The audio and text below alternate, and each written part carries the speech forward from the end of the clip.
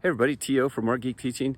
Hey, today I want to take you along a short walk around of the garden, not really a garden tour, but just take you with me for the first 3 to 5 minutes on my morning routine that I walk around before I start pulling weeds. It's July right now.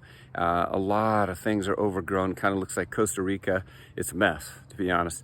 But anyway, just gonna be open and vulnerable with that and show you a few different things that I'm looking at in the morning before I start pulling some weeds, and give you a peek at a few different things that are going on right now with the really big heat that we've had. So anyway, here we go.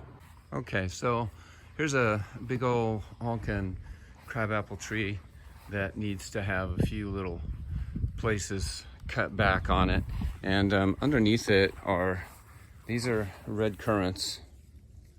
These guys are super healthy for you, and they make great jams, jellies, chutneys. For us, we also can either juice them or dry them, and we use them in our kombucha. The leaves you can also use for teas. But it looks like we need to hop in here. That's a volunteer aspen. We need to hop in here and get these harvested in the next day or two.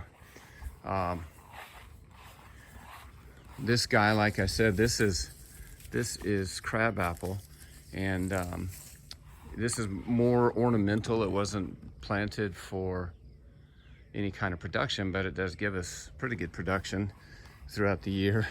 Harvest season is late, usually September, October. And same thing, we can use those in jellies, jams, chutneys, pies. Some more currants over here. Nice little apple tree. Looks like he's doing okay. I think that is, I'm not sure, but I think that is a pink lady. That is part of the rise family. I'm pretty sure those are gooseberries. Come on down here. Oh yeah, this is medicinal yarrow.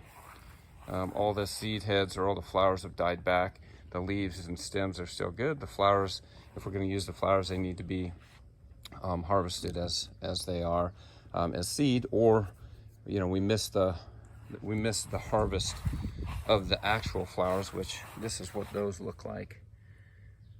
But there's still a lot good left in here. There's a lot more of the ferns that we can use, and the seed heads as well. Okay, I think this is josta berry probably, and looks like, I'm not sure, he's not doing too good. He looks kind of rough. Some more gooseberry. Flying by a peach tree here. This peach tree's last year. Oh yeah, here we go. Look at that. Okay, that is wild lettuce. In fact, let's just pull a leaf here and see. I believe that is wild lettuce. We'll have to go and check.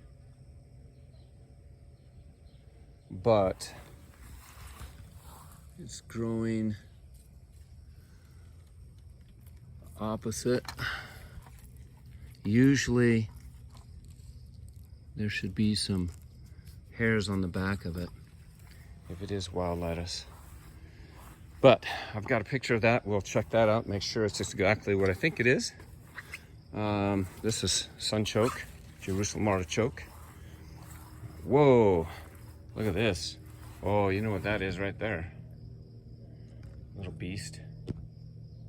That's not good. He has decimated my table grapes. So, oh yeah, oh my gosh, look at that. Not cool. We'll have to get that taken care of. We don't spray. I mean, we're organic here, especially with pest control.